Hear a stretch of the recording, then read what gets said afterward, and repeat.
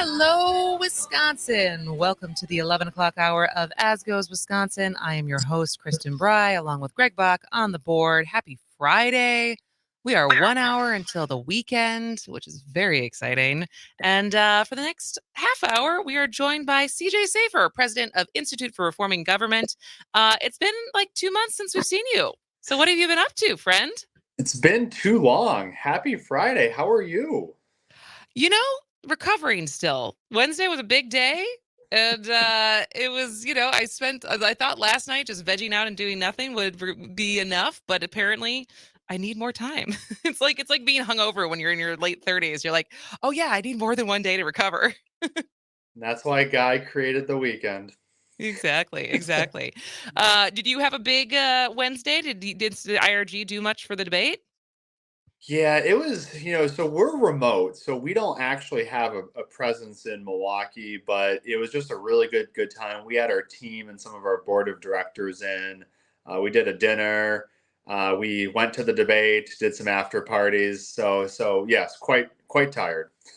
Quite tired. Well, I definitely want to get more of your what you thought, what your colleagues thought. But before we do that, I wanted to hear more because you've been spending a lot of time up north and doing both. I mean, obviously, one of the times I forgot how long ago it was when we came on and we talked about the massive report IRG did as far as like what do Wisconsinites want.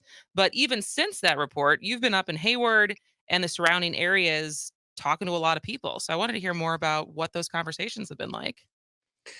Look, Wisconsin is such a massive state. So, we are geographically diverse. We're ethnically diverse when you just look from corner to corner of the entire state. So, what IRG has been trying to do is we've been driving over 5,000 miles, visiting over 40 cities, just trying to learn and just listen to what are the challenges that Wisconsinites face and what are some of the potential solutions that we should be advocating for in state government. And one of the things we're really focusing on is we're focusing on Sawyer County, especially Hayward. So we've been going up there about once a month for like the last 4 months. We've been meeting with teachers, with school board members, with business leaders, with workers, just trying to get a handle of this really unique part of the state that so few people go there for tourism, but they don't really go there and understand what are the problems and the challenges. And in our travels there, it's just been absolutely just fascinating just to sit there, and we really haven't yet just pitched a whole lot of like solutions. We've just been just doing more listening than anything else. And geez, you really get a grasp of just how big of a state Wisconsin is. Driving constantly 5 hours to go to the northwest part of the state. I mean, Hayward is just an absolute gorgeous part of the Yeah. state, and they're very blessed that they have tourism. They're very blessed that they have, obviously there is wealth there. There's people that go there that have summer homes, and they go there and they're going to spend money. But one thing is like when you look behind the curtain, this is what's fascinated us about Sawyer County and Hayward. When you look past that, right, past the lake homes, past like the supper clubs, and you actually look at the schools, the people that live there year round, the people that work there year round, you really do get a sense of this is kind of symbolic of rural Wisconsin and the challenges that rural Wisconsin has. So take K-12 education for a moment. Rural education, as anyone would tell you, is really hard. There's Yeah. resources, there's transportation issues. But one thing, the biggest thing is when we've had almost 20 different discussions with people who are involved in K-12 education in Hayward. And the thing that comes up time and time again is just the challenges with families. No one quote me on this, but the number that they were pushing to us was that almost 1 out of every 2 students comes from some sort of broken home. I think the number was probably closer to 40%, but just think about 1 out of every 2 or 1 out of every 3 students that has a broken home. And When then what are so you defining? Like, what is the broken home defined as in that scenario? Not a stable family structure. So sometimes they're being raised by sisters or by brothers or by grandparents. Parents are potentially incarcerated, or this stems to the other major issue we hear, which is drugs and opioids. But just issues with a lack of parenting, lack of parents being actually there. Um, and when you really start to just kind of see that, so before there's so many kids, before they even get into the classroom, they're dealing with major socioeconomic major issues at the house of just lack of just an actual stable family. And there's just a tremendous amount of issues that kind of ripple effect from that, with mental health, with learning disabilities, food security when they leave like the building. And then you kind of just get a real appreciation of, my gosh, like, that is such a stress on the school system, that it is really hard to kind of, even when you look at like test scores, and so one of the common things we hear is like, well, how should our school system even be evaluated, right? Because we deal with all these children with all these issues, and yet there's just some numbers that relate to standardized testing, and it gets spit out from DPI in Madison, and we're labeled a successful or a struggling school based on test scores. Where's the appreciation for just the issues that we're dealing with on a day in day out basis, with just sheer issues pertaining to poverty and pertaining to just broken homes?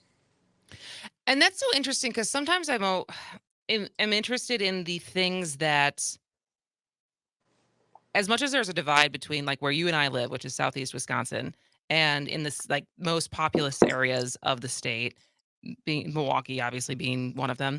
And sometimes, because like when you're talking about some of those issues, as far as how much students are dealing with at home before they even get to the classroom, and how much that is leading to educational issues, it's the same thing in MPS, right? Like we have so many, right? We have so many students who are living under the poverty line, who are living in emotionally stressful situations, who are hungry, and then expect them to be able to thrive at school. And so, do you feel like there's a commonality as far as what's like, despite being literally opposite sides of the state, and one very urban, one very rural, do you think like what's causing, like, there's more similarities as far as what's causing the family structure, like, similarities? Oh, it hit me immediately. And there's so many commonalities, and obviously there's some major differences, right? Yeah. Not just racial, but think about the sheer fact that a little less so in Hayward compared to other districts in Sawyer County. But you're looking at some kids, they're on the bus for long periods of time. Yeah. Still a very big district, still very rural and small town. Um, but at the same time, you look at some of those similarities to MPS, and really it's one of the reasons why, not to teach something for later in the year, why IRG is actually investing resources for outreach into Milwaukee and into Sawyer counties, because we feel like opposite corners of the state, 5-hour drive away. But yet there's some things that there's some similarities, probably more that unites these regions than not. Just what the problems and how they look like are just a little bit different. Yeah. But geez, it was really heartbreaking to hear some of these stories. And then again, something similar with MPS. It's a little different, but teacher shortage. I mean, it's a Yep. huge issue across sector in Milwaukee. I know my colleague Quentin Claybon has been on the show and talked He about it, but has.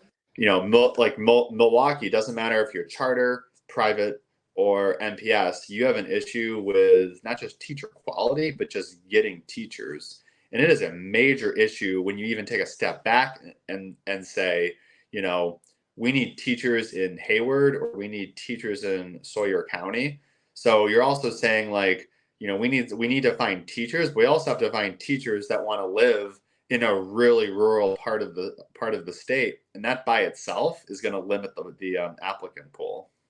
And I think about that a lot. Like I think about some of the young journalists, like broadcast journalists who get sent to like when they're first starting out and they get sent to Rhinelander. But it's like for them it's seen as like a stepping stone, right? Like they get out of like J school and they're like, all right, you have to go to this remote part of this state and then you get, your next job. And but like for teachers, it's like you set roots up. It's not necessarily you go to a place if you're an ambitious young teacher because then you're going to go to this next place. It's like you are setting up a life and you have to also want to be part of that community and want to be teaching in that community and like for young, I mean, I think in general we know that these stats show that most young people when they get out of college want to live in a place where there's not everyone but trends want to live in a place that has some stuff going on. And not that, I was in Hayward this summer. I got to go to the lumberjack championship, world championship, which was very fun. I'm hoping to make it to the Birkenbeiner next year. So like you said, they have two massive events that drive a ton of people there. There is a lot of tourism, but it is a different scenario for people who live there year round and recruiting teachers. Do they have a plan for that? I guess I asked that question and now we have to go to a break.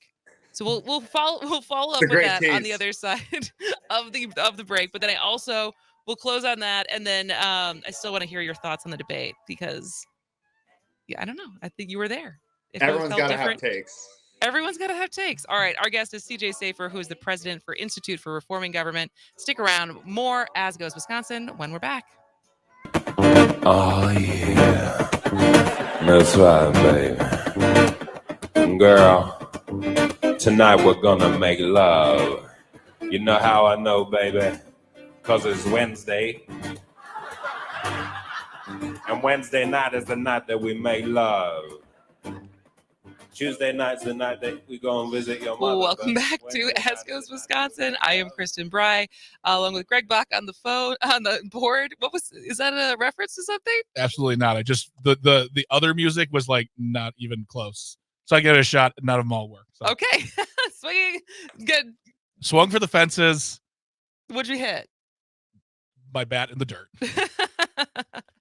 And our guest for this segment, for the first half hour, is CJ Szafir, president for Institute for Reforming Government. And just to wrap up our conversation, because you guys have spent a lot of time all across the state, but a lot of time up in Hayward and Sawyer County. And previously, at the last segment, we were talking about teacher retention, also just kind of where the education stands and the similarities and differences between the struggles that they're having up there as we're having in urban centers like Milwaukee. And so as far as listening a lot, but what are you thinking or where are you guys leaning as far as potential solutions? Yeah, I mean, look, the challenges in Sawyer County, again, if you just it's beautiful. It's an area that's so rich of just resources and honestly, really amazing people. A lot of grit and a lot of like determination.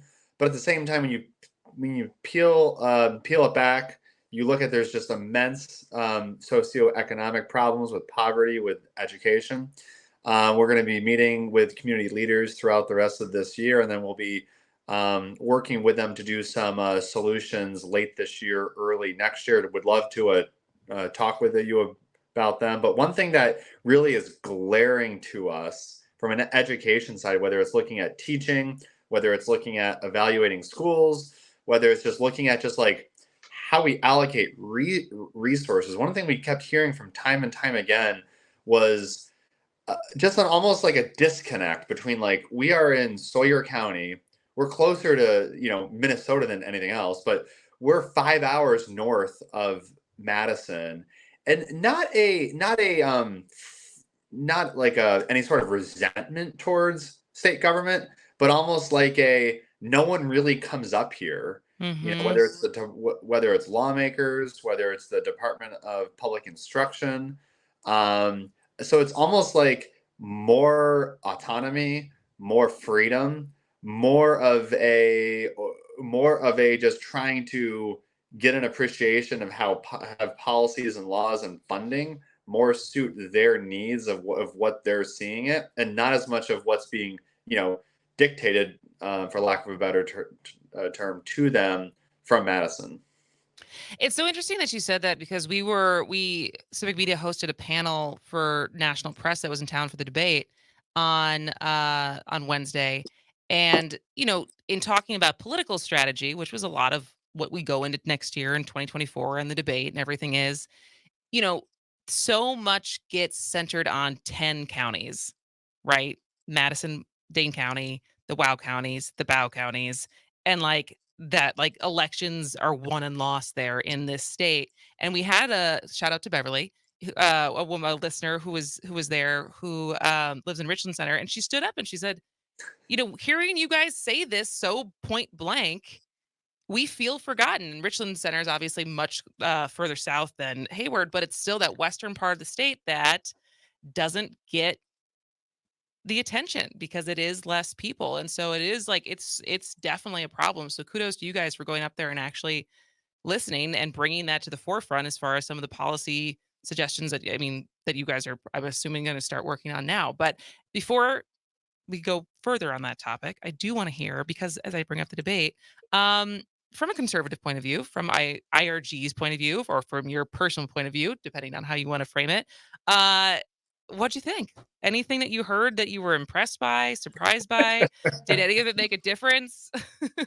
Oh boy, how much time do we have? A couple You minutes. got 3 minutes. You got Let's 3 do- minutes.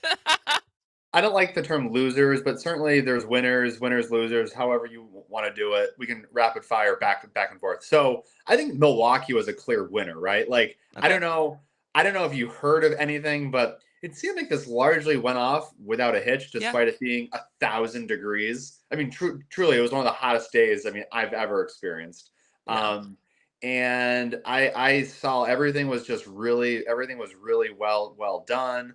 And honestly, probably a good appetizer for the convention next summer. So I think if you're the mayor, if you're anyone in Milwaukee, job well done. The flip side, though, where was the Milwaukee, Wisconsin shout outs during the actual debate? I was kind of flabbergasted. It was like, we have it in Milwaukee and Wisconsin because we are a swing state, because all roads that go to the White House go through Wisconsin. And yet there was not a single tailor-made talking point in what was really 2 hours full of talking points. Nothing really tailor-made to Milwaukee or Wisconsin, despite there being, I thought, a ton of opportunities. I thought the same thing. I was like, this feels, especially, and I couldn't tell if it was just because we had spent the whole day talking about Wisconsin, like in our world, and I'd heard and I'd learned so much. And so, yeah, to then hear barely, it's like that they could have been anywhere, but there was absolutely no conversation around specific things in Wisconsin that people care about, or even hello, Wisconsin. Like we start this show off every day. We talked unions and school choice during the debate, and there was no mention of Scott Walker, Governor Walker, who was in the front row. And you would thought with the it could have been loud and boisterous. Look, I thought Nikki Haley did overwhelmingly. She was the main person that I thought objectively is going to help her position. She had a real command of the issues. Vivek, I think he's the most polarizing person in Wisconsin or national GOP politics. But ultimately, look, I don't know how anyone makes up serious ground on the front runner, Donald Trump, for good, bad, or indifferent. That's a sizable gap, and I just don't know who made a dent and how their plan is. Absolutely. Well, she'll see. We'll do it again in a month. Well, we will also do it again in a month. We'll get you back before I leave for maternity leave to talk about budget surplus. But CJ Szafir, always a pleasure to have you here. Have a great weekend. Thank you. Happy Friday. You too. Welcome back to As Goes Wisconsin. I'm Kristen Bry. Greg Bach is on the board. And we thought we were going to have a guest today to talk about the first ever fully accessible playground that's broke ground in Wauwatosa, Damian Buchman, but we may have crossed wires. And so if we don't have him, if he doesn't join today, we will get that rescheduled, certainly. Oh, you look like you wanted to say something, Greg. No, just hello. Hi. So yeah, but as far as some background on that, 5 years ago, Wauwatosa, Damian Buchman noticed that there Although there was playgrounds and with some inclusive features in Milwaukee, there wasn't a park that was fully inclusive and universally accessible. So we were really excited to talk to him about it, but it looks like maybe we will have to reschedule. And so for a minute, I guess, until we figure out if we could buy a little bit more time. Greg, what are you doing this weekend? Oh, I'm working. I'm always working, my friend. Whether it's at the club, the Laughing Tap, which if you are watching the live stream, which you can right now, you'll see I'm wearing a Laughing Tap t-shirt. Like I said before, we got great show tonight, the local Laugh Showcase, which is happening at 7:30. Tickets are available, laughingtap.com. And then tomorrow, Matt Bronger, very special guest, very special show. But yeah, basically working. And then Sunday, I'm going to probably be mowing my lawn in the evening because that's when it's got to happen. Is it going to be hot again? Or are you just doing it because that's when you have time to do it? That's when I have time to do it. I was going to do it yesterday, and then I was like, I'm not dying. And then it started to rain. I'm like, well, okay, apparently the universe wants my lawn to grow wild this season because it is. It's really crazy. What about you? Are you going to be relaxing at all? Well, I mean, maybe. I have a baby shower tomorrow. Oh, My baby shower. Well, a baby shower being thrown for me tomorrow, so that will be fun. And besides that, I think it might be Mike's first day out because he has not been out since last week when he had his back surgery. But for those who are wondering, he is recovering well.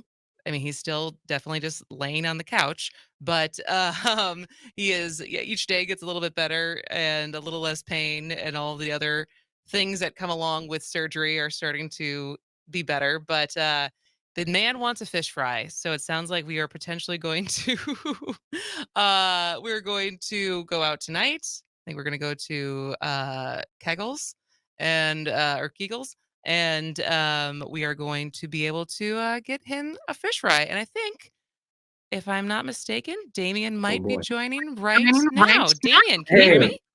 Yeah, can you hear me? I can hear you. Excellent. There we go. We got it. Boy, oh boy. My apologies. No problem. You just lose it's Friday. Things happen. It's Friday. Indeed, it is Friday. It is Friday. I like that. I like that. Now, it's acting like a Monday right now, but it is Friday nonetheless. Nonetheless. Is it Buchman or Buchman? It's actually Buchman, which is fine. Buchman. No one ever gets it right since I was in elementary school. That is funny because as someone whose last name everyone ever, if they ever read it, thinks it's Bray, I totally feel you, man, because it's Bry. There you go. Well, it's nice to meet you, Kristen Bry. Nice to meet you as well, Damian Buchman. So we were just talking, we were buying a little time, but I am so excited when I read about this. I think the first time I read about the park is in the WPR article, but we were just saying, so this is like 5 years in progress. It is at least in my brain. It's been 5 years in the making. Publicly, it's been 3-4 years, and by the time we're done, as far as the community knows, it'll have been 5 years before this first Universal Park was developed and made real. So tell us more about. So we were kind of saying before, you noticed the lack of. While there were some parks that had accessible features, there was no fully accessible park, and so what is the Moss Universal Park in Wauwatosa going to look like when it's all done? Yeah, so it's, it's exactly what it says. It's a universal park, which means the whole park, the entirety of its 18 acres are for everybody, physically disabled, intellectually disabled, not disabled at all, elderly, young, middle-aged like myself, something for everybody. And so what we always say is what we often see is we'll see it like an inclusive playground, right? And those inclusive playgrounds, which are great, don't get me wrong, we applaud everybody who's taken that first step. They're fantastic, but they stop at the playground, and every playground is built in a park. So our argument has been, why are we limiting people from leaving the playground? Why are we saying this is your only space? And one of the most important things that I think we've all really glossed over and forgotten is, what about the dad with a disability who wants to play with their kids? And every parent, at least when I ask them, what's your most important job? At least what I say all the time, and they usually agree, is to keep my kids safe, right? To keep them protected. Yeah. And if I can't get to them if they're injured on the top of the playground, or if they escape the inclusive playground into the park and I can't get to them in the woods, I can't keep them safe. So now my able-bodied kids aren't coming with me to the park until their able-bodied mom, you know, or caretaker or someone else is available so we can all go. You know, so And that is, see, this is the thing that I always is like when it comes to able-bodied, being disabled, like different limitations, like just the things that as an able-bodied person, you don't think about. right. Because I was thinking about it even when I read about this as the point from a kid's perspective of what can they play on, what can they not. And I hadn't even thought about it as a parent of being able to like not only just keep eyes, but like you see your kid at the top, they're about to go down the slide and something happens, you're not getting up there. That's right. That's And right. so it broke ground last month, but what does it take? Have you built a park before? Like what, how did you, like where, when you kind of looked around the landscape, you're like, well, we need this. Where does one even start to get the ball rolling? Yeah, it's a great question. So I actually found myself got connected to a company called Game Time. They built a playground in Hart Park in Wauwatosa that was accessible. And I was ready to go down there. This was like 2012. I had my son strapped to me. You know, sometimes I use a wheelchair for long distance and mostly I'm ambulatory. So, you know, I brought my little baby son down with my wheelchair, expecting not to really be able to execute and use this playground. Turned out I could get all the way to the top. I was really impressed, immediately built a relationship with Game Time. Fast forward 6-7 years later, and I said to them, it's time to build a universal park. Gave them a call. They spoke my language. They started talking about inclusivity is not just about the child with a disability, but what about grandparents? What about parents? What about everybody who wants to play? You know, we say everybody should be able to play from K to grade, kindergarten to senior. If the park is your jam when you're 8, the park should still be able to continue to be your jam in your 80s and you can play with your grandkids, right? And so that's really where it came from for me, was looking at this thing, also playing wheelchair basketball on a team with my teammates, some of whom are all, you know, full-time wheelchair users and have started to grow families. And I'm like, they deserve to play with their kids like I deserve to play with my kids, and their kids deserve to play with them. They should be able to look back and say, hey, Dad, there you are, not look down and say, wish you could be playing with me, Dad, but you can't. You know, so it's all of those experiences through those years that said, Game Time does inclusion the best. I experienced it in 2012. They're speaking my same language. It's time to elevate what they've been doing for the last 100 years and move into the 21st century.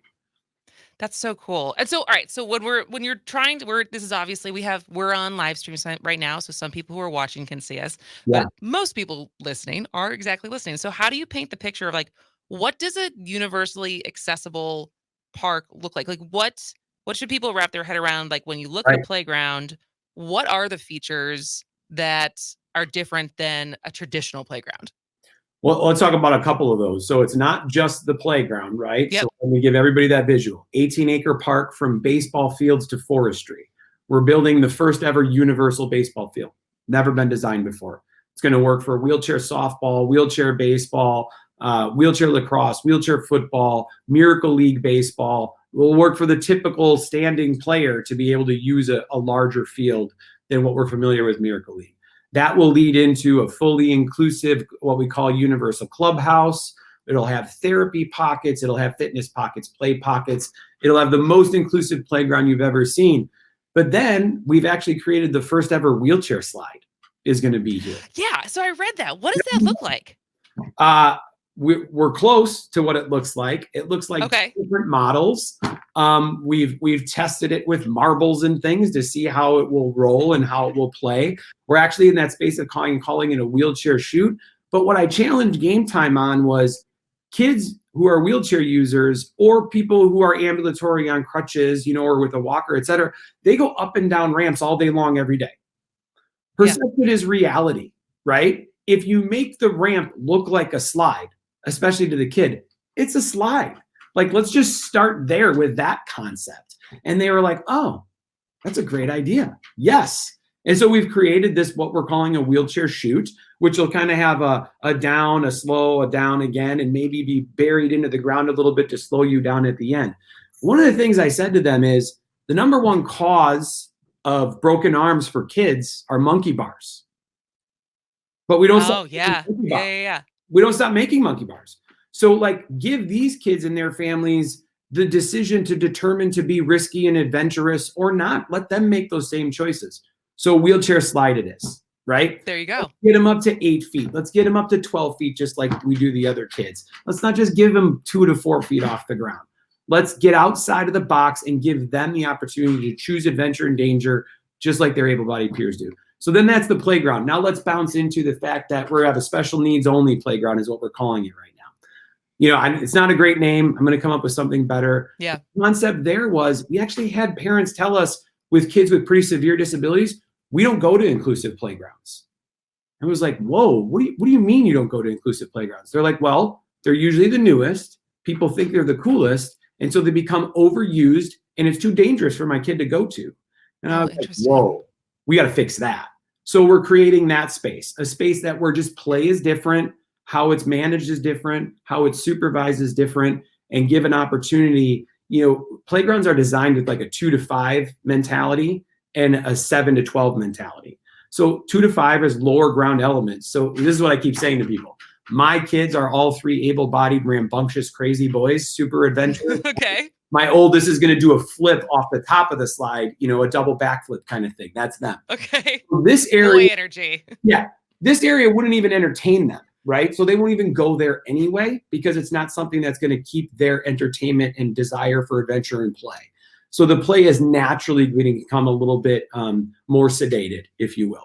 So that's that area. Now we're adding also family fitness area, think like ninja course.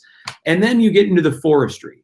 And what we've said is everybody deserves to hug a tree. We can't talk about how great the trees are. And if you can't get to the trees don't exist. So there'll be pathways throughout the entirety of the acreage of the forestry of the park.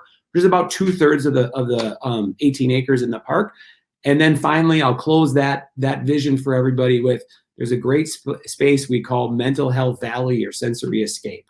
By the time you get down into this little downhill slope on Wisconsin Avenue where there's a lot of traffic, you can hear all the cars, all the outside noise goes away and all you hear are the birds. It's actually beautiful. So, which is saying something because Tosa is not a rural area. Right. Right. So we're really, I mean, that's what the Milwaukee County parks love, right? They love their nature. They love their historic trees, you know, in this concrete jungle, and as they should. But again, if you can't get to those trees, it means nothing to me, right? So giving that access into that nature is super important. We already know from studies that parks and nature are good for mental health. So we're just making sure everybody has access to all of it. Absolutely. Damian, since we got a late start, can you stick around through the break and answer a couple more questions on the other side? Yeah. Great. Our guest, perfect. Our guest is Damian Buchman, who is the founder and executive director of the Ability Center and is also the spearheaded brainchild behind the new Moss Universal Park in Wauwatosa. He'll still be with us on the other side of the break. This is As Goes Wisconsin.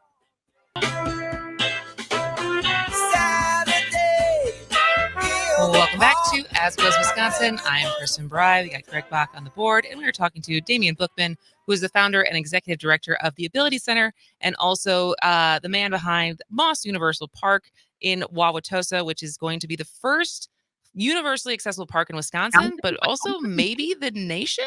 Hands down the nation. Never even been thought of before. Again, working with Game Time, 100-year-old company, develops 2,000 parks a year, has never seen a fully universally inclusive park. So this is really exciting because it's potentially the blueprint that could be replicated across state, across country, as far as like what this could look like and how it's adopted. Yeah. I mean, Kristen, that's our goal. That's our focus. So Game Time and I are thinking big because people with disabilities and communities of all kinds of abilities deserve it. And so we're thinking, how do we socialize and create a plan for 35 universal parks in 35 markets by the 35th anniversary of the ADA? That's in 2 years. Doesn't mean we'll have built 35. It means what's our plan to get there? What's our plan to work with communities to create more? So we fully are committed to and expecting that Wisconsin is going to lead the way for what universal inclusion looks like. This will be the template, as you said, and how do we deliver that across the country? And one of the things, and I would be interested to know of how much of this is part of it or if it's a positive externality. But I was reading, I'm getting you probably don't know because you're on the StreamYard, but I'm 8 months pregnant. And so I get lots of advertising too of things to get for Yeah, baby. right. And most recently I saw something as far as like books, like children's books that also introduce disability to your able-bodied children, right? So it's Yep. like I have an uncle with Down syndrome, I have cousins who are in wheelchairs. So it's like the access to that if you, when you're a child and you have people in your life, there's an just a layer of understanding, empathy, but if you don't, you don't. And Right. so is there also an ability, like part of this is an opportunity for children to be at a playground or to be at a park with a variety of like a diverse group of adults and kids is like, is that also part of this, is what it opens up for all kids? Absolutely, Kristen, and abilities, and not just kids, adults and grandparents and all ages, everybody. I mean, a community is built of all abilities. And there's something that we say all the time, which we all simply belong to one demographic, and we call that TABS, which stands for temporarily able-bodied. So whether it's disease, which I learned at 13 years old when I was diagnosed with childhood cancer, or it's accident or the aging process, none of us can escape the need for greater access in our future. Yep, We're totally. going to need it. And what's beautiful about this is it's not just a playground in a random location. It's an 18-acre park that is also, again, baseball fields, typical softball field, typical baseball field next to the universal field. That is our vision. That is our mission. It always has been, for people to play together. So now I can really see what people's abilities are. I can look at somebody and say, well, holy crap, they can crack a home run in a wheelchair, and I can crack a home run standing up. Like, what's the difference? Let me hop in a wheelchair, try out a different pair of shoes, as we say, and see if I can do that. Now we can just recognize what people's abilities are, what their functional capacities are, instead of their disabilities. And listen, I don't know what the extra gene is in Down syndrome, but it's full of love. If I can get those hugs along, if I can get those hugs and I can bring those to people, I'm in. I remember being at Children's Hospital and there to get an x-ray, and there was a teenage boy with Down syndrome who came and just gave me this huge hug. And his mom said, "I'm so sorry. He doesn't even understand his own strength." And I was like, "Don't ever apologize for your child. That's the best x-ray visit in the waiting room I've ever had in my 20 years here at Children's Hospital." That is the truth. I've been around a fair amount of people with Down syndrome in my life, and they are. It's like an extra love gene, isn't it? Oh my gosh! Yes, yes, it's amazing. So quickly, I will also, because we have referenced, you're the executive director and founder of the Ability Center. We've talked about Game Time, but what is the Ability Center? Yeah, so I started this organization and this charity back in 2008. Again, I survived childhood cancer in both of my legs when I was 13 and 14. To date, really the only known survivor of my diagnosis, still standing on my own 2 feet. Nobody expected me to see my 16th birthday, yet alone I'm 45 now and celebrated 30 years of survivorship. And actually next month, I'm going to have my 29th knee replacement and revision. So I've grown up. I've grown up expecting to be a bilateral above knee amputee by now. And so that's been the motivation for my honoring my survivorship, to give back. And what I found is that what we do often with people with disabilities is it's always like, as I put in air quotes, disability hour. Like, this is the time that we've set aside for you to bring your individual with a disability to do the thing. It's never like, how are we playing together? And why aren't we playing at the same time in the same locations whenever it is that you're open versus the hour you're giving us? And so everything that we do attempts to create that. And that's what the beauty is in a universal park. You know, people have asked us, like, are people gonna have to pay an admission to get in here? I'm like, no, this is just gonna be a community park as it's been, but now it's gonna work for everybody. And if it's noon on Friday and I wanna go play in the park, you can come play in the park, just like everybody else. Like, that's what we're trying to do. We're trying to create the Ability Center to make Greater Milwaukee the most universally inclusive recreation destination in the world. That's our goal. Well, this is awesome. This is a great way to end a Friday show, is talking about this and what you guys are doing with the Moss Universal Park in Wauwatosa. We only got like about a minute left before we got to let you go. So what is the timeline? When can people expect this to be something that they can go enjoy? Great question. Look, we're 50% of the way to our fundraising goal already, thanks to Moss and other donors. We've raised almost $5 million already. We got about another $5 million to go. But that allows us to complete phase 1. So phase 1 is going to be open by fall of next year. We actually start construction in March of 2024. Phase 2 will open in 2025, primarily because we have to biofeed the trees and get the forestry ready to be under construction. But again, we're just giving access to that forestry. It's not like we're cutting down trees and taking things away. We're just putting in paths and some play pockets and fitness pockets throughout to engage people into the woods. So that'll open in 25. All right. Well, if people are motivated to donate, can they do that? Oh, I sure hope they would. You can go to Where should they go? You can actually go to universalpark.org. We've got that as a whole. So easy. It is universalpark.org. Go check it out. You'll be updated on information. You'll see what's going on. You'll check out the blueprints, and if you're engaged, and inspired to donate or to become a fundraiser, it's all there for you. Wonderful. And we will put all of that in our show notes for today. Damian Buchman, thank you so much for joining us. This was such an uplifting way to end the week. Kristen, happy Friday. Friday. All right. Well, thank you to everyone who texted and called in for today's show. Thank you to our guests, Damian Buchman, CJ Szafir, and William Walter. Have a great weekend, and we will do this all over again on Monday. Bye-bye.